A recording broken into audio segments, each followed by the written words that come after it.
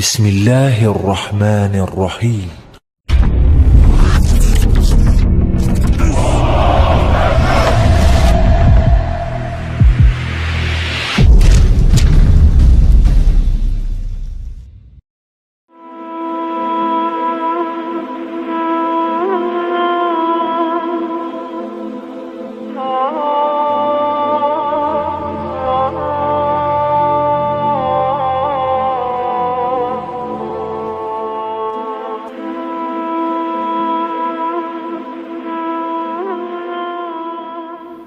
Bismillahirrahmanirrahim. Assalamualaikum warahmatullahi wabarakatuh. Kali ini saya akan menyampaikan sejarah mengenai dinasti Tuluniyah. Dinasti Tuluniyah ini merupakan pembangun peradaban tinggi Islam yang berada di Mesir. Nah, langsung saja kita akan masuk ke dalam pembahasannya. Dinasti Tuluniyah adalah dinasti kecil pertama di Mesir yang mendapatkan hak otonom dari pemerintahan Abbasiyah yang berada di Baghdad. Dinasti Tuluniyah ini didirikan oleh Ahmad bin Tulun yang merupakan seorang budak dari Asia Tengah yang dikirimkan oleh Panglima Thohir bin Al-Husain ke Baghdad sebagai persembahan untuk Khalifah Al-Ma'mun. Nah, ketika berada di Baghdad, Ahmad bin Tulun ini diangkat menjadi kepala pegawai istana. Ahmad bin Tulun dikenal sebagai sosok yang gagah berani di medan pertempuran. Akan tetapi walaupun beliau dikenal sebagai orang yang gagah berani di medan pertempuran, beliau ini tetap menjadi sosok yang memiliki kepribadian dermawan.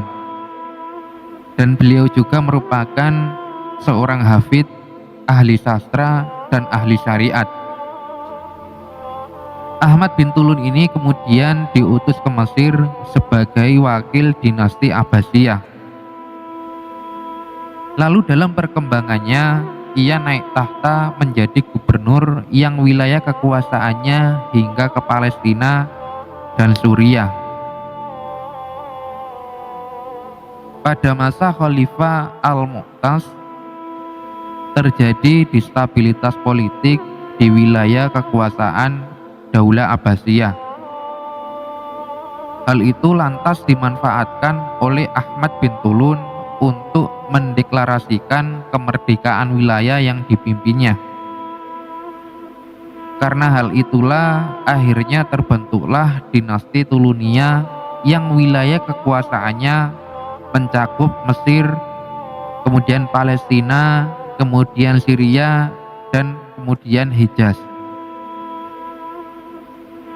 Meskipun telah membentuk kekuasaannya secara independen, dinasti Tuluniyah ini tetap berhubungan baik dengan pemerintahan pusat yang berada di dinasti Abbasiyah. Setiap tahunnya dinasti Tuluniyah ini membayar pajak kepada dinasti Abbasiyah sebanyak 300.000 dinar. Nah, posisi Ahmad bin Tulun yang semakin kuat membuat salah seorang kerabat khalifah yaitu Al-Muwaffaq merencanakan penyerangan terhadap dinasti Tuluniyah, yaitu dengan cara mempengaruhi Khalifah Al-Mu'tamid, dan ia merasa iri dengan keberhasilan Ahmad bin Tulun. Akan tetapi rencana tersebut gagal dilaksanakan karena dinasti Tuluniyah memiliki pasukan yang sangat tangguh dan terlatih, sehingga pasukan khalifah berhasil dihalau oleh pasukan dinasti Tuluniyah. Kemudian setelah kejadian penyerangan itu, Ahmad bin Tulun menderita sakit hingga akhirnya wafat pada usia 50 tahun.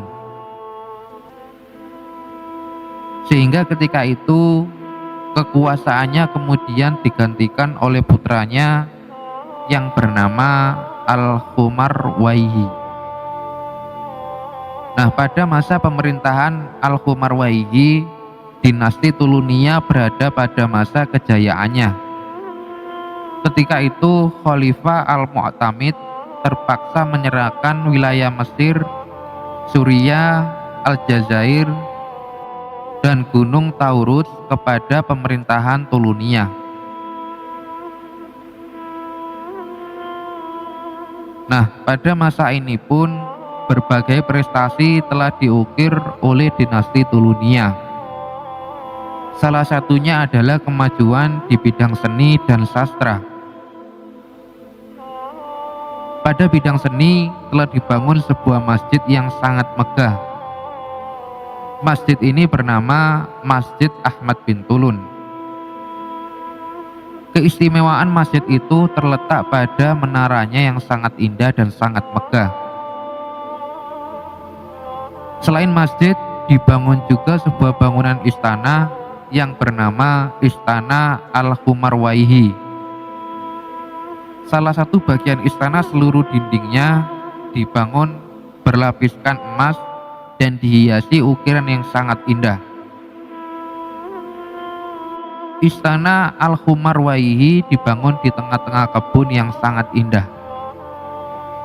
Prestasi lainnya dalam bidang militer, bahwasanya dinasti Tulunia ini mempunyai 100.000 prajurit yang sangat terlatih dan cakap dalam medan pertempuran.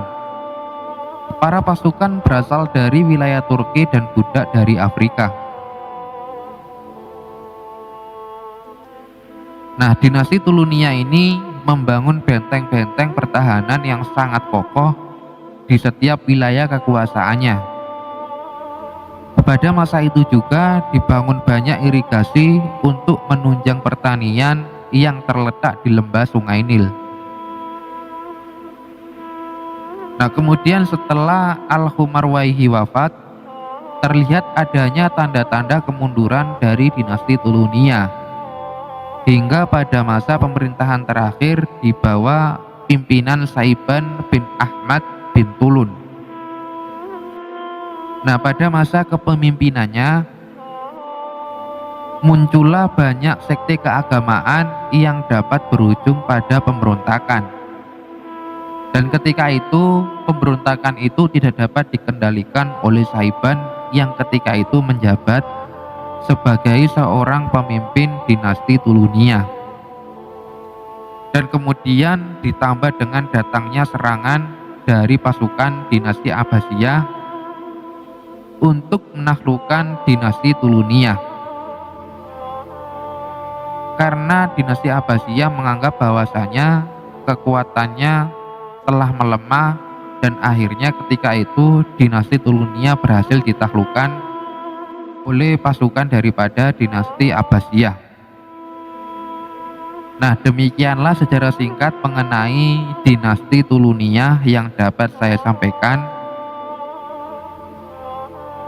Semoga dapat bermanfaat dan dapat menambah wawasan kita semua, sehingga kita dapat mengetahui sejarah-sejarah yang sebelumnya belum pernah kita ketahui. Billahi taufik wal hidayah. Wassalamualaikum warahmatullahi wabarakatuh.